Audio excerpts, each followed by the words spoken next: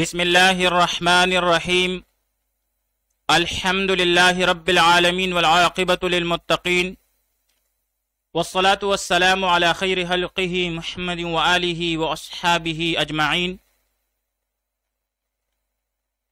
آج زاد الطالبین میں ہمارا 229 نمبر سبق ہے، جس میں ہم حدیث نمبر 223 کا ترجمہ، لغوی و صرفی تحقیق، تشریح اور ترکیب کے بارے میں پڑھیں گے۔ حدیث نمبر 223 ہے، من شہد ان لا الہ الا اللہ وان محمد رسول اللہ حرم اللہ علیہ النار۔ من شہد ان لا الہ الا اللہ وان محمد رسول اللہ حرم اللہ علیہ النار۔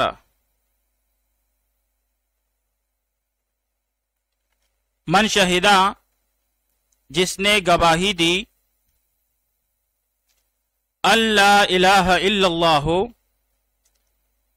یہ کہ نہیں ہے کوئی معبود سوائے اللہ کے،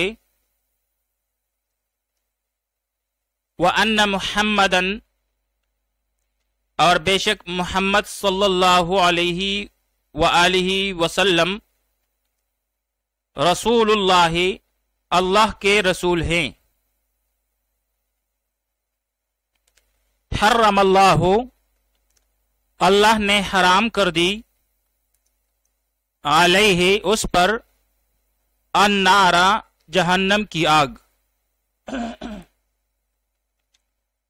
من شہدہ، جس نے گواہی دی، ان لا الہ الا اللہ، یہ کہ نہیں ہے کوئی معبود سوائے اللہ کے، وَأَنَّ مُحَمَّدًا، اور بے شک محمد صلی اللہ علیہ وآلہ وسلم رسول اللہ، اللہ کے رسول ہیں۔ حرم اللہ علیہ النار، تو اللہ نے اس پر جہنم کی آگ حرام کر دی۔ اب یہاں پر شاہدہ سیاہ واحد مذکر غائب، پہلے ماضی معلوم، اسباب سمع یسمعو، جیسے شہد یشہد شہادتن، بمعنی کسی بات کا یقینی خبر دینا، گواہی دینا۔ حرم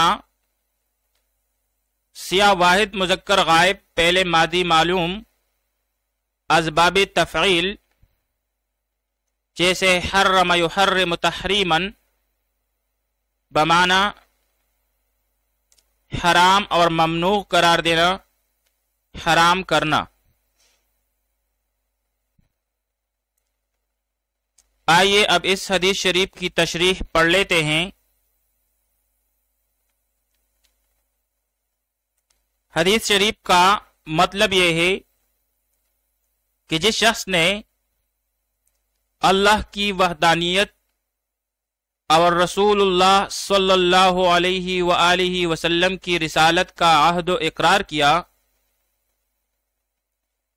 اور پھر اس عہد کے تقاضوں کو پورا کیا، یعنی شریعت کی پیروی کی، اور اسی اعتقاد و اطاعت پر اس کی موت آ جائے، تو اب اس شخص کے بارے میں فرمایا گیا کہ جہنم اس پر حرام ہوگی۔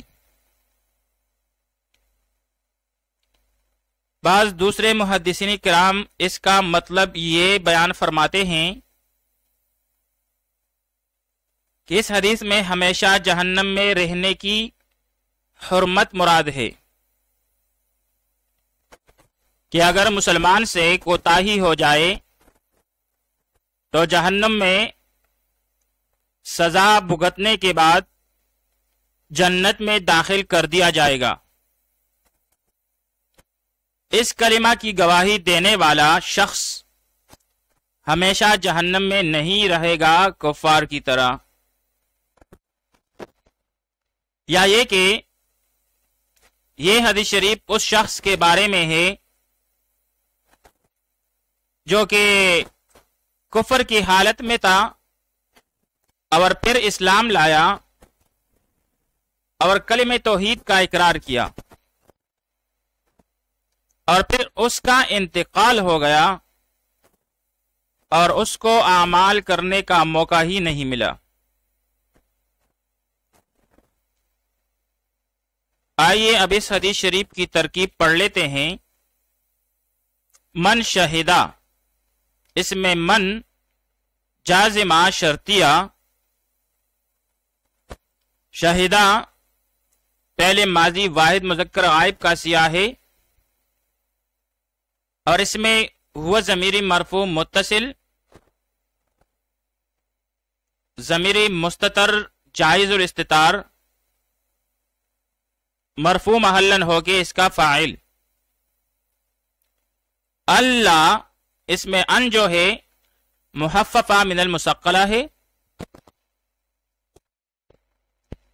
اور لا نفی جنس کی ہے۔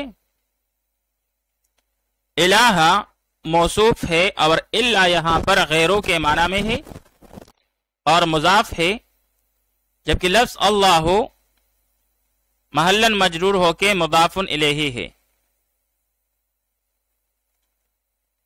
یعنی الا اللہ جو ہے یہ غیر اللہ کے معنی میں ہے، تو پھر یہ دونوں مضاف اور مضاف الیہ مل کر یہ صفت ہو جائے گی ما قبل موصوف کے لیے۔ پھر موصوف اور صفت مل کر یہ لا نفی جنس کے لیے اسم ہوا۔ اب اس کے لیے خبر جو ہے وہ محذوف ہے جو کہ موجود ہے۔ پھر لا نفی جنس اپنے اسم اور خبر کے ساتھ مل کر جملہ اسمیہ خبریہ ہو کر معطوف علیہ، کیونکہ اس کے بعد واو عاطفہ ہے، اور ان محمدن رسول اللہ یہ جو ہے معطوف ہے ما قبل کے معطوف علیہ پر۔ پھر اس میں انا جو ہے حرف از حروف مشبہ بالفعل ہے، محمدن منصوب بالفتح لفظاً یہ اسم ہے انا کے لیے، رسول اللہ مضاف مضاف الیہ مل کر مرکب اضافی ہو کر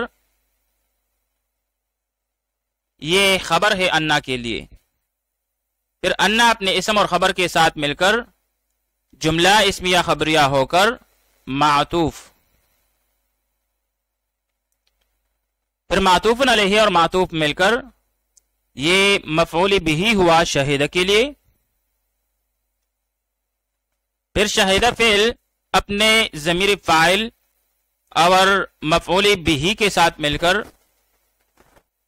جملہ فعلیہ خبریہ ہو کر شرط، اور ما بعد جو ہے یہ اس کے لیے جزا ہے۔ حرم اللہ علیہ النار، پھر اس میں حرما پہلے ماضی معلوم اور اللہ مرفوع بضم لفظاً ہو کے اس کے لیے فاعل، علیہ جار مجرور مل کر یہ متعلق ہوا حرما کے ساتھ، اور النارا منصوب بالفتح لفظاً ہو کے مفعول بہ ہوا حرما فعل کے لیے۔ پھر فعل اپنے فاعل متعلق اور مفعول بہ کے ساتھ مل کر جملہ فعلیہ خبریہ ہو کر جزا۔